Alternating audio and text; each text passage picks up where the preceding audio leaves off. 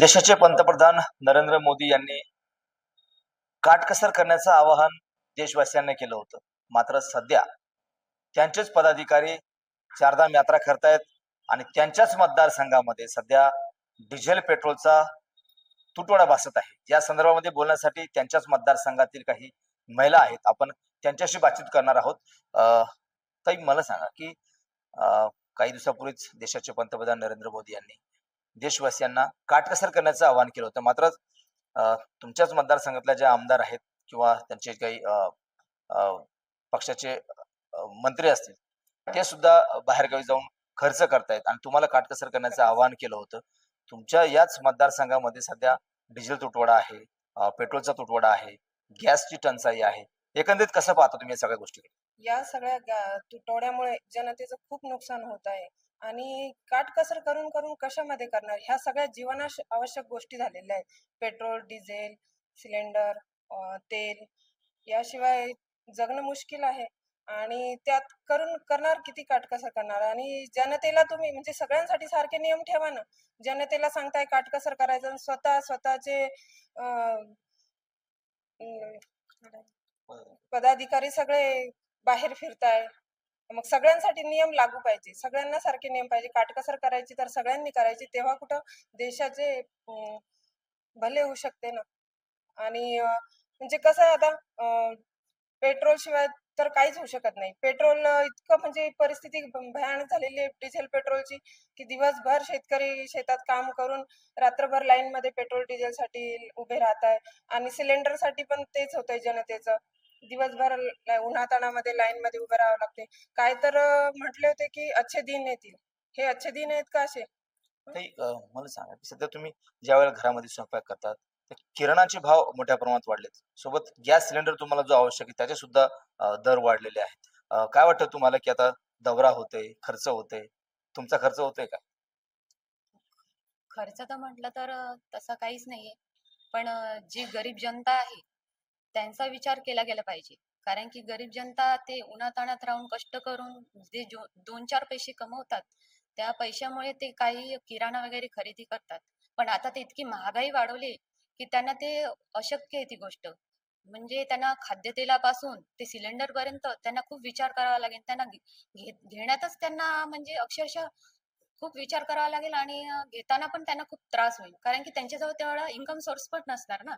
इतक्या महागाईत आणखीन महागाई वाढणं. आता मोदीजी म्हणतात, की तेल कमी वापरा, सोनं खरेदी करू नका. तेलाच्या ऐवजी काय पाण्यात वस्तू बनवायच्या का? भाजीपाला सगळं स्वयंपाकाच्या आवश्यक वस्तू काय पाण्यात तयार करायच्या का? अजून किती काटकसर करायची? आता सिलेंडर ऐवजी लोकं चूल वापरायला लागले. अजून तर मग आणखीन किती काटकसर करायची? लोकं अक्षरशः त्रस्त झालेले. अच्छे दिन कधीच येणार नाहीत. जोपर्यंत ही सरकार जात नाही तोपर्यंत. तुम्ही करता काटकसर? शक्य आहे का? नाही, काटकसर करणे शक्य नाहीये. कारण पेट्रोल, डिझेल सगळ्यांचे भाव इतक्या प्रमाणात वाढवून ठेवलेले आहे. त्याच्यामध्ये काहीच कमी करता येत नाही आणि आपण बघतोय की आता पेरणीचे दिवस आलेले आहे आणि पेरणीसाठी लागलेलं आता पुढच्या महिन्यामध्येच पेरणी चालू होणार आहे. त्याच्यासाठी ट्रॅक्टर, डिझेल हे तर लागणारच आहे. हे कुठून खरेदी करणार आहे?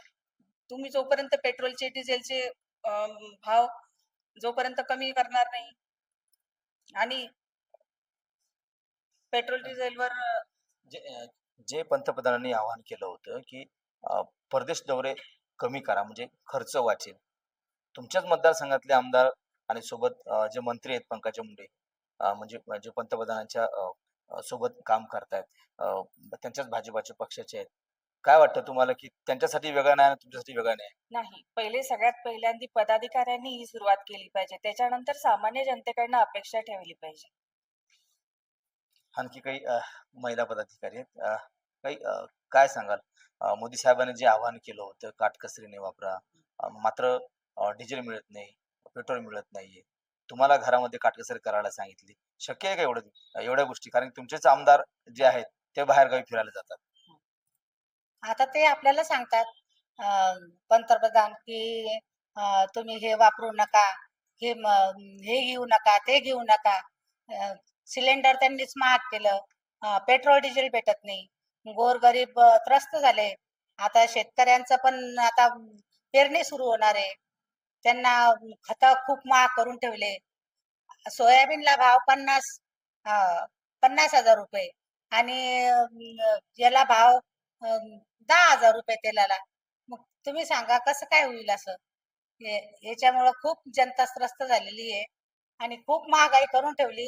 हे चांगलं नाहीये. देशाचं खूप वाईट परिस्थिती होऊ लागली. भाजप सरकार आले तेव्हापासून सिलेंडर किती महाग झाले. सिलेंडर पहिले 400 रुपयाला भेटत होतं. आता 1,000ला भेटतं आणि ते मिळत नाही. रांगेत उभं राहून लग्न, समारंभ, हॉटेल सगळं बंद पडायची वेळ आली. मेसवाल्याचा तर धंदा बसला. हे असे असल्यानंतर काय करणार आहे? लहान मुलांना नोकऱ्या भेटत नाही. एक मला सांगा की पंतप्रधान म्हणतात किंवा बाहेरचे प्रदेश दौरे करू नका, तुमचेच आमदार बाहेरगावी फिरायला जातात. देशाचे पंतप्रधान नरेंद्र मोदीजी ते स्वतः सांगायला लागले की बाहेर तुम्ही हे दौरे करू नका, तुम्ही चारीधाम करू नका. चारीधाम त्यांचे लोकच करायला लागलेत ना. बाकीचे गरीब जनता कुठून जाणार आहे? यांनी सगळे महागाई केली. हे गरीब लोक कुठून जाणार? त्यांच्याकडे पैसे कुठून येणार? महागाई झालेली आहे ना, महागाई करून ठेवली यांनी. कुठून दौरे करणार? हे यांनी समजा सगळ्या गोष्टींना भाव पण खूप वाढवलेले. गरीब लोक काय करणार आहे? गरीब लोकांना जेव्हा शेतामध्ये काम केले तेव्हा त्यांना खायला भेटेल ना. यांनी सगळीच महागाई केली.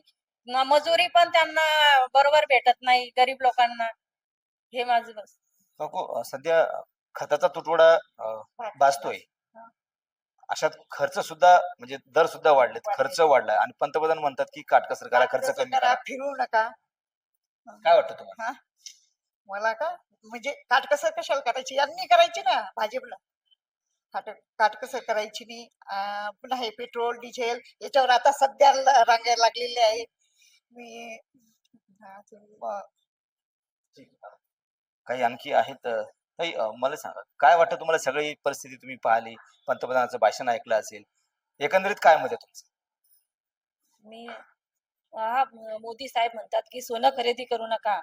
आता गरीबातला गरीब सुद्धा लग्न करायचं म्हटलं तरी सोनं खरेदी करावंच लागतं आणि त्यांना मुलीच्या अंगावर तर सोनं घालावंच लागतं आणि सोन्याचे भाव पण गगनाला भिडलेले आहेत. मोदी साहेबाचं हे म्हणणं अगदी त्यांना ते पटत नाहीये, सोनं खरेदी करू नका. कारण मुलीच्या अंगावर तर सोनं घालावंच लागतं ना लग्न म्हटलं की. नक्कीच. तर या होत्या चिखली मतदारसंघातील महिला. त्यांच्याच पक्षातील जे आमदार आहेत त्या चारधाम यात्रा करायला गेल्या होत्या आणि देशाचे पंतप्रधान जे आहेत त्यांनी आव्हान केलं होतं. मात्र ते आव्हान न जुमानता त्यांच्या पक्षातील आमदार असतील, मंत्री असतील, हे चारधाम यात्रा करायला गेल्या होत्या. आणि ज्या आता महिलांच्या तुम्ही प्रतिक्रिया ऐकल्यात, संतप्त प्रतिक्रिया आहेत महिलांच्या, की अगोदर जो उपदेश दिलाय तो स्वतःच्याच पक्षातल्या लोकप्रतिनिधींनी पाळला पाहिजे, त्याच्यानंतरच जनतेने पाळला पाहिजे. कॅमेरामन नील देशमुखसह गणेश सोळंकी, TV9 मराठी, चिखली, बुलढाणा.